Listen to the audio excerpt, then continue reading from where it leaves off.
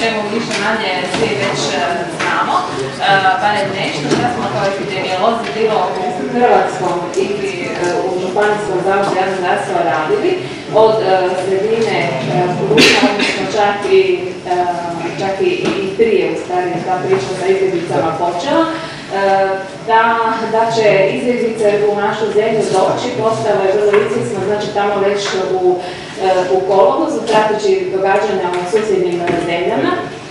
Međutim, kada je to krenulo, znači sredinom rujna, dinamika toga dolaska zapravo je prevazišla sva naša očekivanja, gdje se situacija samo drastično mijenjala, praktički i sad što smo svjedočili prateći i medije. Zato je naše ministarstvo, odnosno Krizni stožer Ministarstva zdravlja, donijelo odluku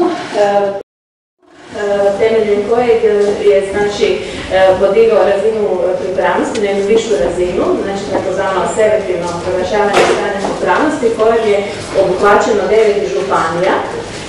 Znači, to su sve one županije koje su na onoj izbjegličkoj ruti ili su imali prihvatne centre za zbrinjavanje izbjeglica i na to vezano rješenje ministra, znači o privremenom rasporedu zdravstvenog osoblja, znači nevezano tome da se radi o bolnicama, o županijskim zavodima, o primarnoj zdravstvenoj zaštiti ili o hitnim medicinskim timovima.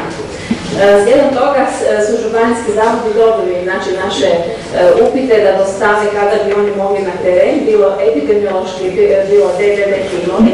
Vi ste nam dostavili, znači termine kada su mogući brati svoje ljude, napravili smo raspored, vama poznati.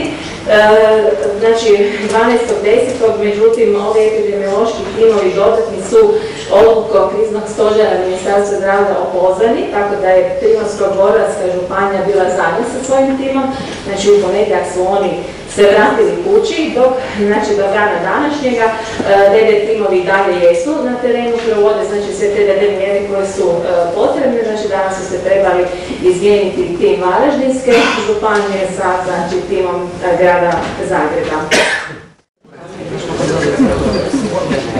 Dobar dan svima. Ja sam dobila zadatak da vam kratko kažem kako je stanje sa prijedlogom izmjena programa cijepljenja i stvarno ću pokušati biti kratka o izmjenama u programu cijepljenja, pogotovo u programu 1 obveznog cijepljenja smo već dosta tijekom prošlih mjeseci razgovarali.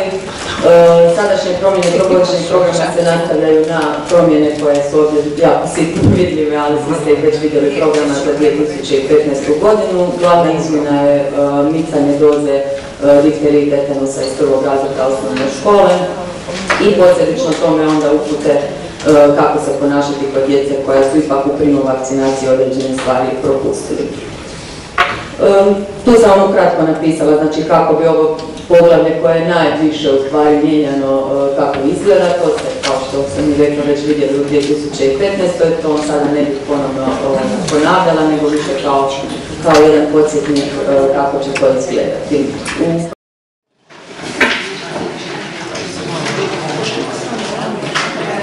Dobar dan svima, ja sam Martina Jelnik za Hrvatskog zavoda za javno zdravstvo i vodila za programe i projekte. Ja ću vas ukratko upoznati sa nekim od aktualnih projekata na službi za epidemiologiju. To su iz programa Obzor 2020, IMU projekt, integrirano praćenje učinka cijepiva u Europi. Iz programa Prirodni instrument, osiguravanje optimalne zdravstvene skrbi za osobe s mentalnim poremećajima i poboljšanje kvalitete provedbe nacionalnog programa za očekivanje različitosti. IMU projekt, koordinator projekta je Efikasnost Francuske, iznosko je Hrvatska dobila za provedbu projekta 217.000 eura.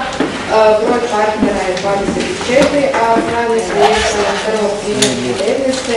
do 1.1.2018. godine. Hrvatski zavod za javno zdravstvo uključen je međunarodni paket 2, a kroz koji će se provoditi djelovanje studija praćenja djelotvornosti cijepljenja.